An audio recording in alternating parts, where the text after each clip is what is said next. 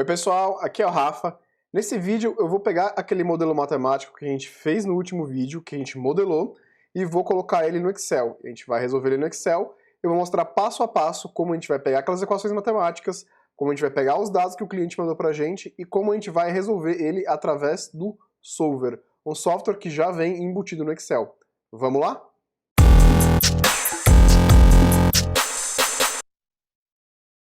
Pessoal, esse vídeo ele parte do pressuposto que você já assistiu os últimos vídeos dessa playlist, você já sabe modelar, você já entende o que são aquelas equações que estão lá no final da última aula, que a gente vai dar uma retomada aqui, e principalmente que você viu a última aula e você já sabe qual é o problema que a gente está modelando, o que a gente quer resolver.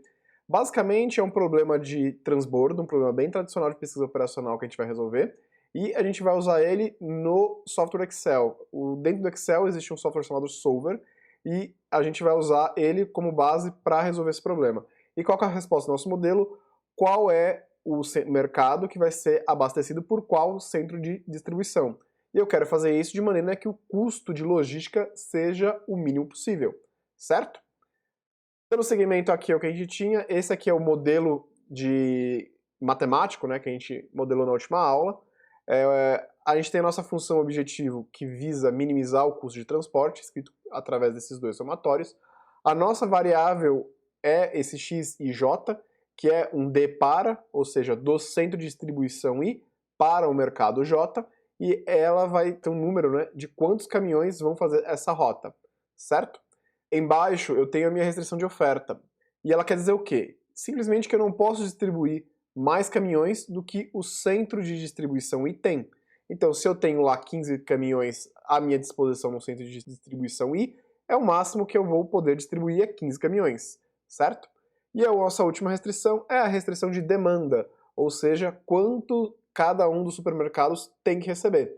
Diferente da primeira restrição, que é uma restrição de desigualdade, essa é uma restrição de igualdade, porque eu necessariamente preciso daqueles caminhões para o mercado operar. Então, eu tenho essas duas restrições, essa foi o objetivo, e agora, seguindo o padrão que a gente já viu no vídeo sobre vocabulário, onde eu apresento para vocês o Solver, lá do Excel, a gente vai usar essa mesma ferramenta para modelar esse problema. Só que só antes, caso você tenha começado a ver essa série a partir daqui, eu vou dar uma reformulada só no nosso problema, certo? A gente conversou com o Jonas, que é o diretor de operações do supermercado X, ele tem essas informações aqui pra gente, e dessas informações, aqui a gente vai aproveitar agora essa questão do pagamento, como é feito o pagamento do frete. É um frete terceirizado, de duas partes, parcela fixa para distâncias menores do que 5 km, e um variável para cada quilômetro que exceder os 5 km, certo? Essa questão horária, por exemplo, ela vai ser importante quando a gente estiver modelando o problema operacional, quando a gente criar um software que vai rodar diariamente. Como a gente está resolvendo um problema estratégico, aqui que a gente falou com a Mara, essas informações não são tão relevantes. E o que a gente está querendo responder com o nosso modelo? O que esse Excel vai cuspir de resposta para a gente e o que a gente vai poder fazer com ele? Ele vai responder essas perguntas aqui. Em termos de logística, quanto custa, quanto a empresa vai economizar se fundir com A ou B? E a capacidade do CD for aumentada, tem alguma economia? E outras perguntas que eu nem coloquei aqui, por exemplo, se eu fizer a fusão com as duas empresas, vale a pena eu fechar algum centro de distribuição? Vale a pena eu abrir um novo centro de distribuição? Essas são as perguntas que você vai poder responder depois com o seu modelo. Quanto mais flexível for o seu modelo, melhor para o empresário, para o nosso cliente usar ele para tomar decisões, certo? Então, vamos lá, vamos agora para o Excel, pegar essas equações e modelar programaticamente. Vamos lá? Pessoal, provavelmente esse Excel que vocês estão vendo aqui em cima, ele é algo próximo do que você receberia se estivesse fazendo um trabalho desse de fato. E como é que ele é? Ele não é lá muito organizado, ele tem aqui, por cada uma das abas, os endereços de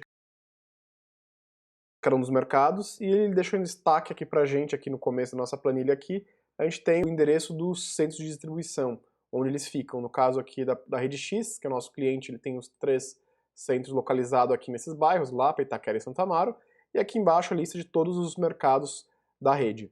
A rede B a gente só tem o centro de distribuição, mesma coisa, e a rede B a mesma coisa. Acho que confundi agora, né? A e B. Enfim. A partir desses dados, é o seu trabalho modelar eles e deixar o seu modelo mais flexível possível para tomada de decisão, para o empresário, para o nosso cliente conseguir utilizar o seu modelo como ferramenta de auxílio à tomada de decisão. Como é que a gente vai fazer isso? Primeira coisa é organizar esses dados de uma maneira um pouco melhor. Eu não vou ter só o endereço, né? Esse negrito não é uma prática muito interessante em termos de dados para a gente destacar o que é um CD e o que é o mercado. O ideal é criar uma outra coluna e criar uma legenda, o que é centro de distribuição e o que é mercado. É o que a gente fez aqui nessa outra planilha. Nessa aba CD aqui embaixo, eu criei um código para, ao invés de falar o endereço inteiro da unidade, eu falo o número da unidade do centro de distribuição. Aqui eu implementei aquela nossa ideia, né? Peguei a empresa X, coloquei aqui como legenda para os CDs dela, empresa A e empresa B. E aqui eu já adicionei uma outra informação que é a oferta de caminhões. Quantos caminhões tem cada uma desses centros de distribuição? No caso aqui, o centro de distribuição 1 tem 25 caminhões, o 2 33 e assim sucessivamente. Certo? Já coloquei aqui os parâmetros, que é outra informação que você vai ter que pesquisar. Aqui um adendo muito importante. Essa playlist é pesquisa operacional e data science. Data science vai entrar no cômputo desse parâmetro aqui.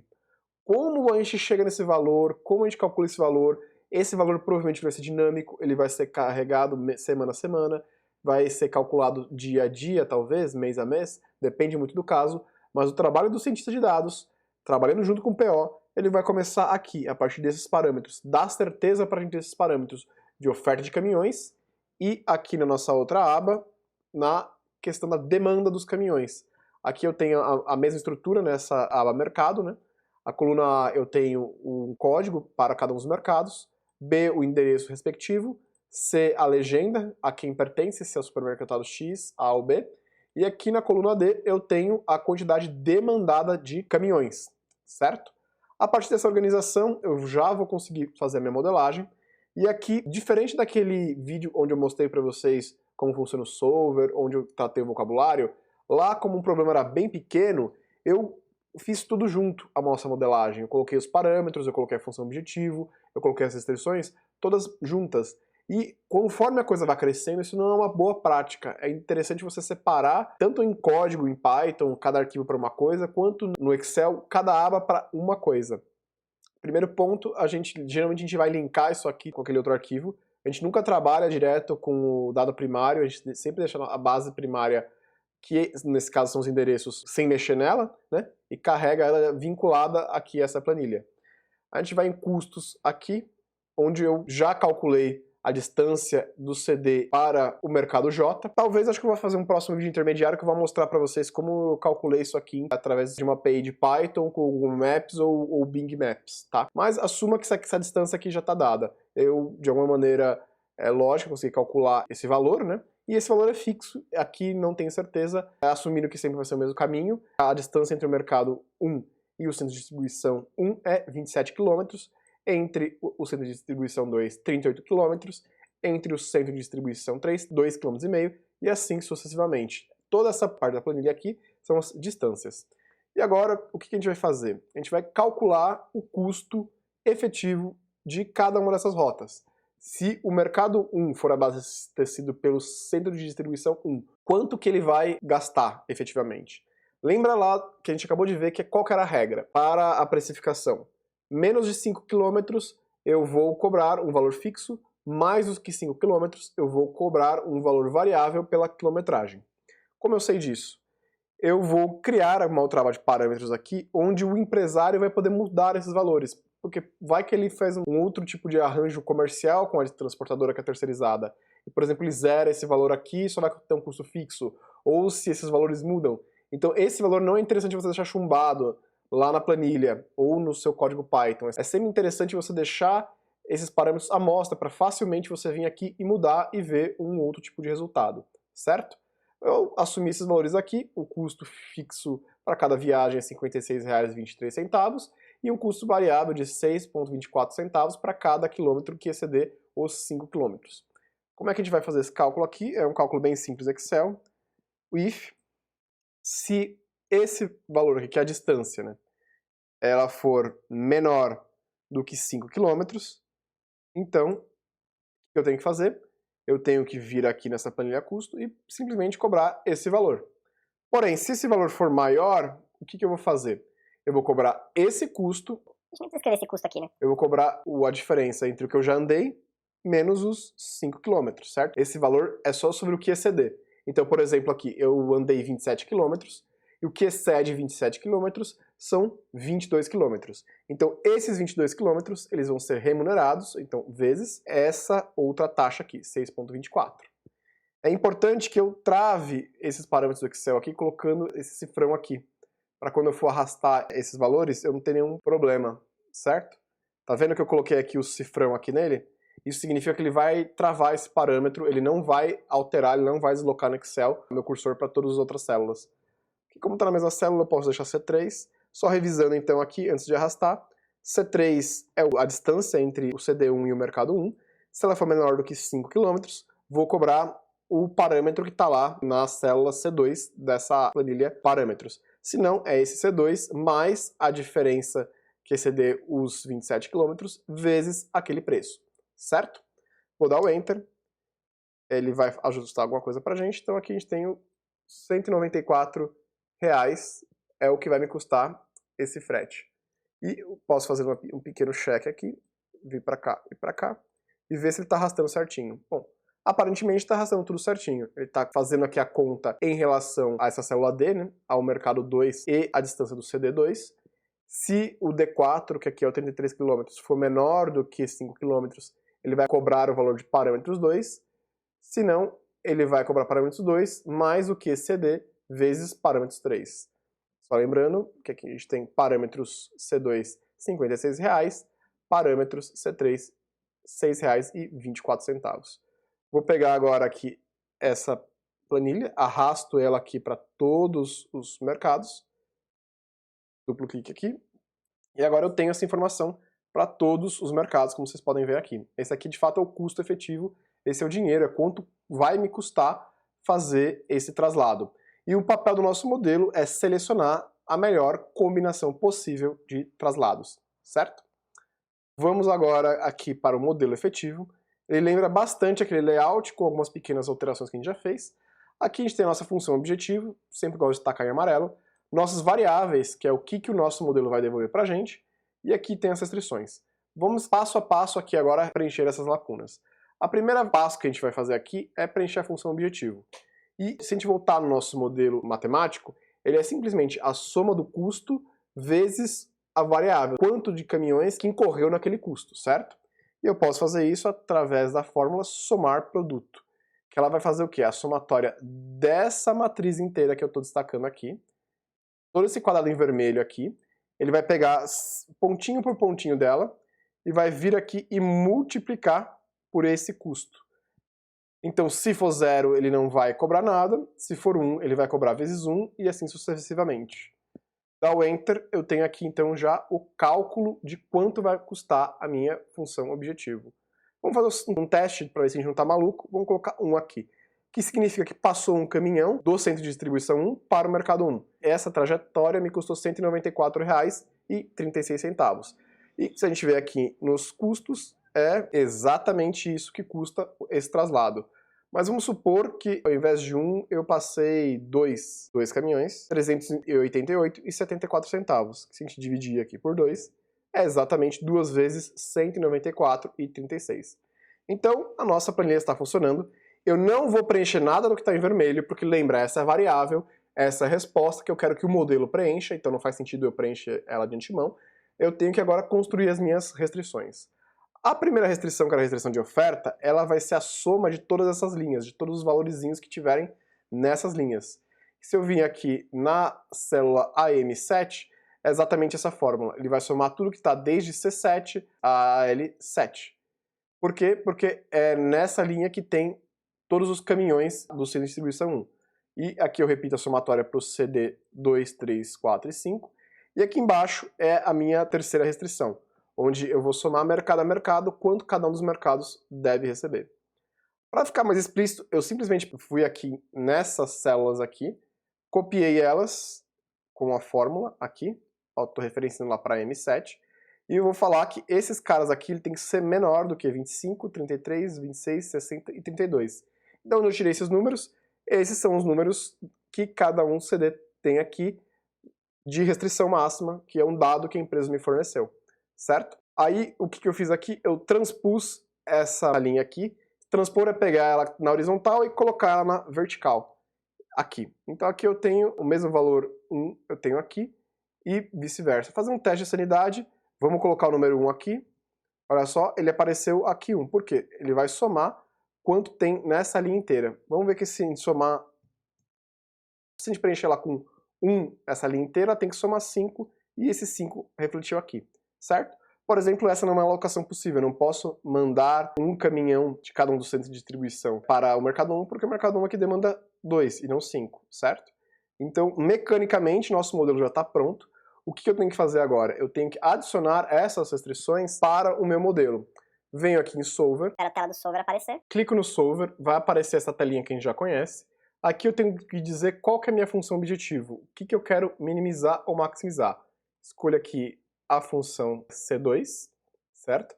Eu quero minimizar ela, ou seja, eu quero o custo mínimo possível. Vou selecionar aqui as minhas variáveis, clicando aqui. Agora eu seleciono todo esse quadrado vermelho.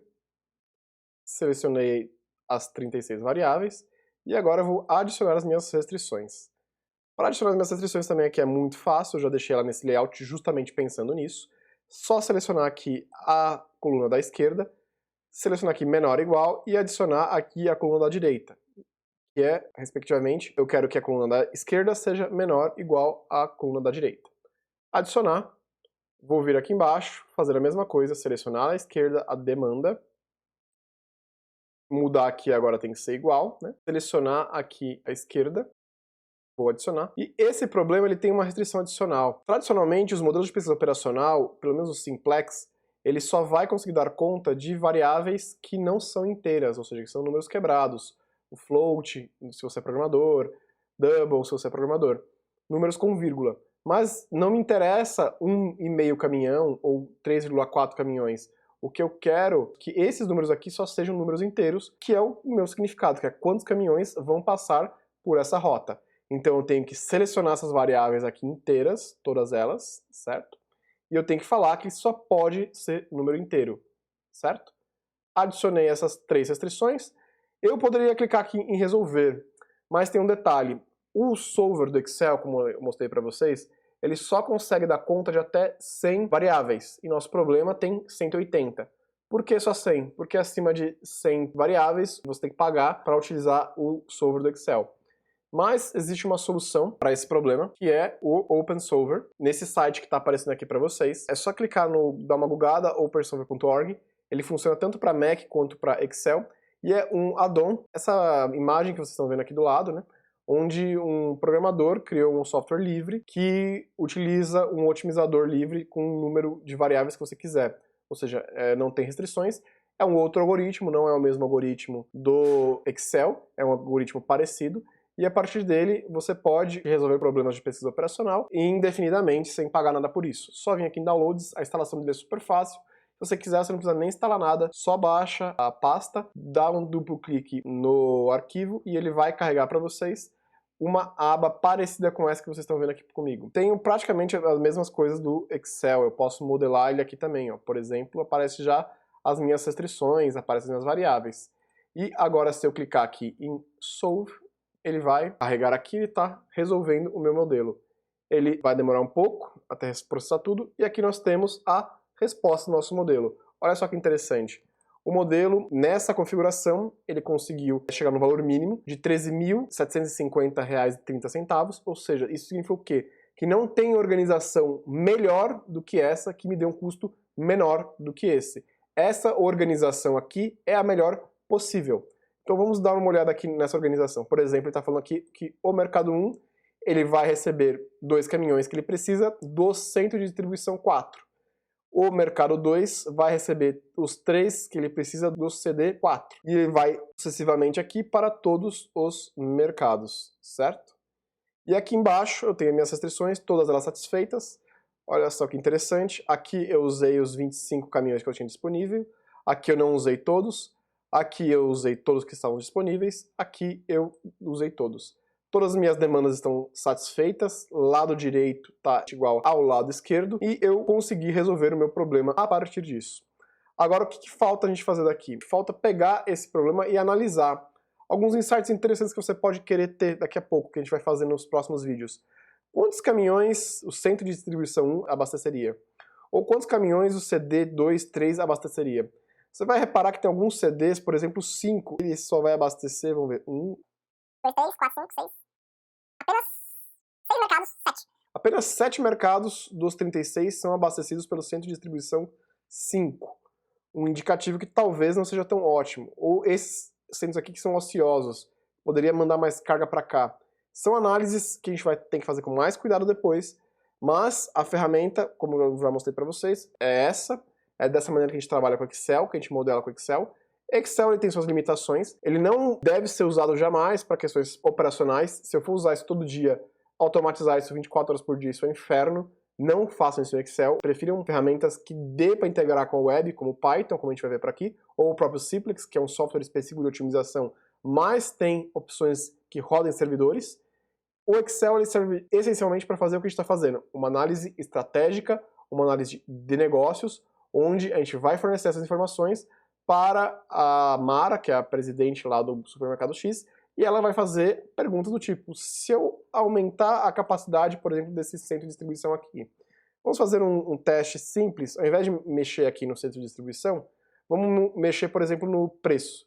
E se eu não tiver mais a tarifa variável, se eu zerar ela aqui, por exemplo, vou ter uma economia de quantos por cento? Eu vou vir aqui, agora vou zerar esse valor. Essa configuração não é necessariamente ótima. Vou até anotar aqui para vocês, 8.940,57 centavos. Tenho esses dois valores aqui. E agora eu tenho que otimizar de novo, porque essa otimização era para aqueles parâmetros. Pode ser que esse valor seja ótimo? Pode ser. Pode ser que ele mude? Pode ser também. Então o que a gente tem que fazer? Nós vamos vir aqui em Solver e mandar o modelo resolver o modelo de novo. Esse layer que ele dá porque ele está processando. Processou, vai devolver aqui. Esse valor de fato é a melhor distribuição. Ele não conseguiu achar uma distribuição melhor do que essa. Aí eu posso fazer perguntas. E se por acaso eu aumentar a capacidade desse centro de distribuição aqui em 5? Agora, será que melhora a minha situação? Vou otimizar de novo. Vamos ver aqui o que ele dava de resposta. Ele mudou aqui a minha resposta, mas não alterou o meu custo. E o que isso significa? Isso significa que soluções diferentes podem dar respostas iguais, como o caso aqui. Tivemos duas respostas diferentes, porém com o mesmo valor otimizado. Certo? Depois que a gente fizer esse mesmo problema no Python e no Simplex, a gente vai ter um vídeo final, onde a gente vai fazer uma análise, onde a gente vai tentar responder algumas daquelas perguntas que a gente fez no começo do vídeo. Pessoal, por hoje é só. Não se esqueça de se inscrever no canal, deixa o seu like e até a próxima. Tchau, tchau, pessoal!